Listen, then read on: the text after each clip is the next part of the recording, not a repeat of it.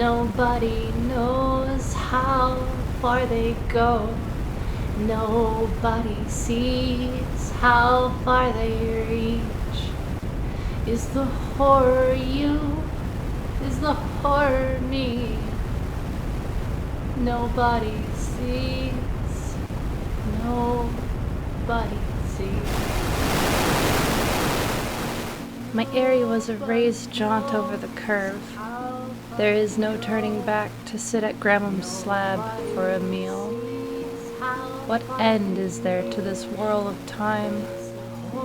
Where is a shade of darkness beyond the shadows that I'm meandering through? It's cold where we are. It's as if this is an elaborate eldritch prison.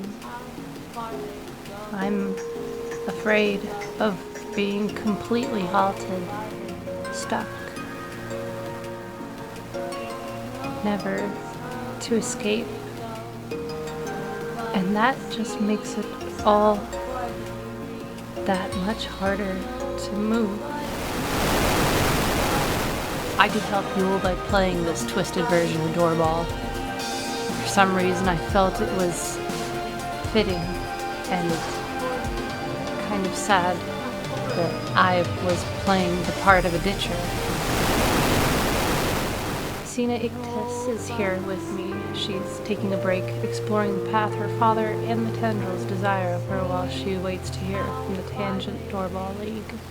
My pop used to play with me when I was a little urchin. We played all different positions. He used to be part of a loathsome group from the tendrils that had private doorball fields, thresholds and all. I actually became pretty good at all positions, but it came to a point where the probability of winning was marginally higher when I wore the trench coat. It felt like an eon had passed when I heard Heather speak over the waves. I couldn't think of what to say. I heard her wrestling in the background. Scrolls, doctrines. It didn't matter. I was considering ending the conversation before it even really got started. But, well, to speak to what Heather has been learning, she's learned a lot about brown nosing. She hesitated and told me that something doesn't add up in my wavecasts. She had taken my rail spike. I knew it was missing, but it's not the end of things. Yule sat pounding away on the spike. I think I've mentioned the light atop the century spire. She was trying to drive it into the orb on the plateau.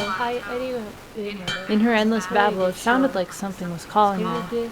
I know. I told her I heard it too, but it's not calling wave catchers. Yule, it's a warning. All around us, awful diamond tusks of the cunite pierced and skewered its meal. Here, null ship. If I hadn't come here, I wouldn't have opened any of these in my lifetime.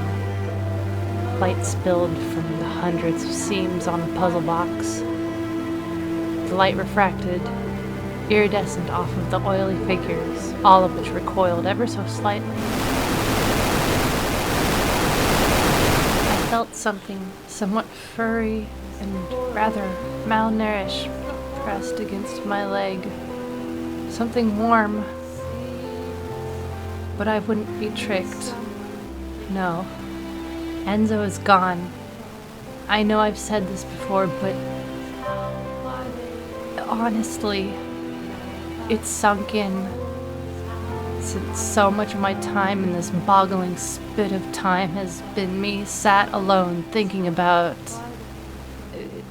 everything.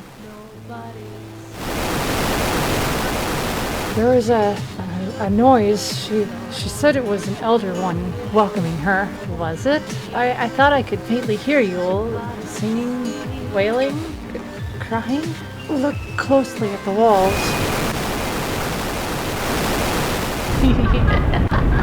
You hear it, don't you? I bet you're fine-tuned into it more and more. Faye, you can't handle what you'll hear, though. Give it to me. This is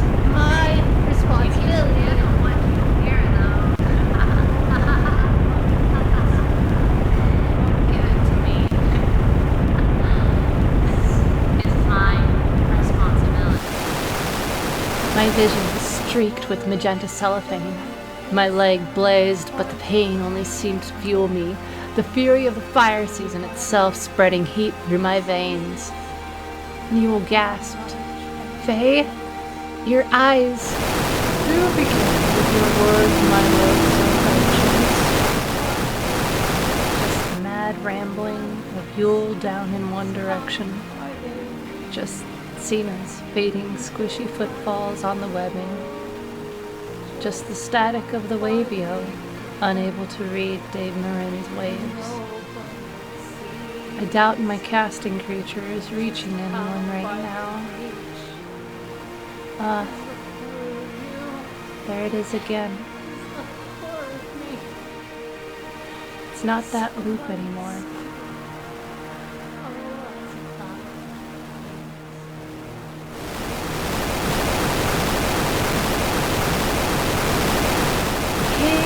Hey, wait!